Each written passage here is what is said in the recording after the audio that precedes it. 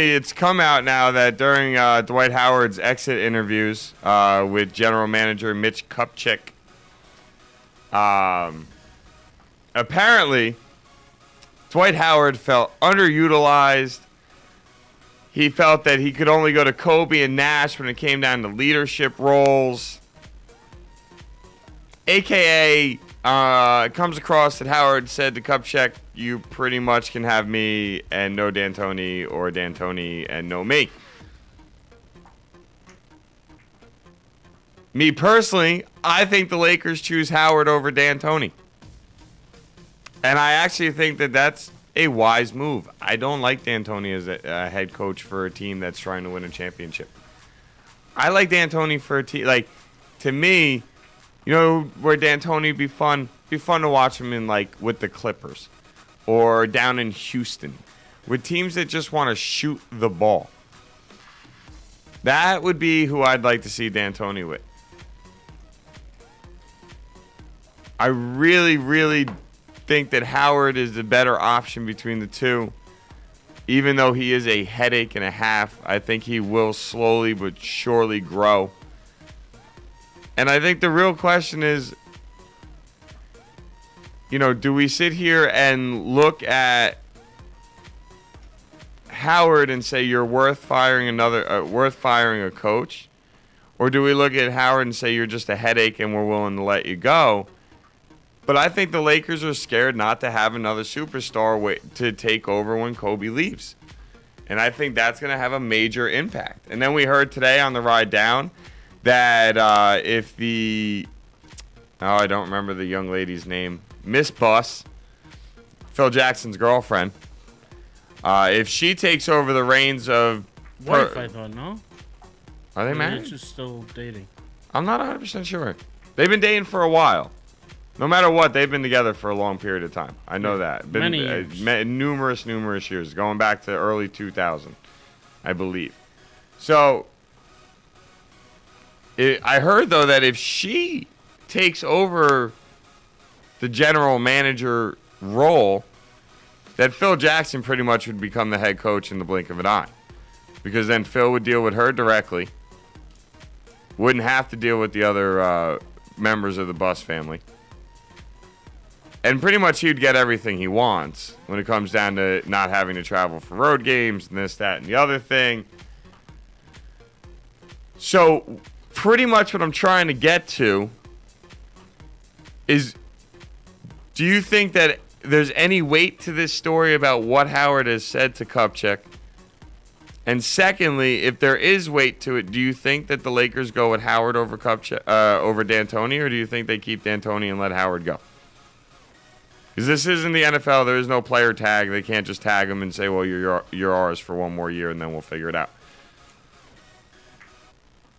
I mean, this is completely on Howard and the Lakers. It's a combination of the two. I mean, even if the Lakers... That's, I think, where the Lakers go with it, is they're pretty much going to say, Dwight, if we keep D'Antoni, are you going to sign with us? If he says no, they're going to say, well, if we get rid of D'Antoni and bring in Jackson, will you stay with us? If his answer is maybe or no or I don't know, then I think you just cut ties with him. If he says, listen, you get rid of D'Antoni, you bring in Phil, I'll play under Phil. I think then it would swing him to make that move. I got to agree with the anonymous 2442 in our chat room. Don't really get why the man keeps getting head coaching jobs. I mean, shout out to Joey and Noose.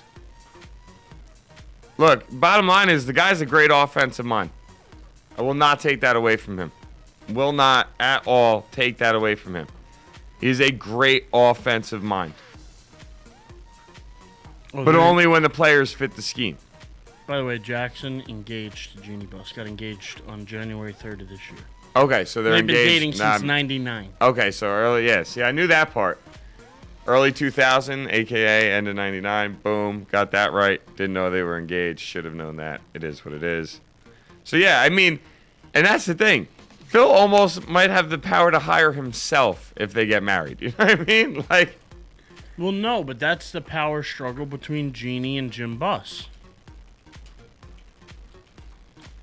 Yeah. If Jim runs the team, Phil's out. If Genie runs the team, Phil's in. That's the difference. Yeah. So I mean, Jim just doesn't. Jim and Phil don't see eye to eye. And that's been the Lakers' problem for a little while now. Part of the reason Phil left before. You know what? And it's funny because you say that, and you almost say to yourself, maybe the Lakers need to worry about their own selves first before anything else. Because if there's one thing about sports, literally one thing about sports that I think holds true no matter what the sport is if your top isn't good, then the production on your floor, on the floor, field, ice, doesn't matter, is not good either. AKA, when you don't have good ownership and good general managers and then good coaches and good staff, you don't have good players. It just all trickles down. So the Lakers probably need to maybe figure out their family issues between the buses first, then worry about everything else. But when it comes down to Howard, I personally think that he needs to get out of LA. I like the Dallas idea. Me and you have talked about that before. I do like the Dallas idea. I think him paired up with Dirk would be interesting. I like Houston. I do. And if the Lakers could figure out like a sign and trade with Golden State to get Andrew Bogut and maybe something else out of them, I like that idea as well.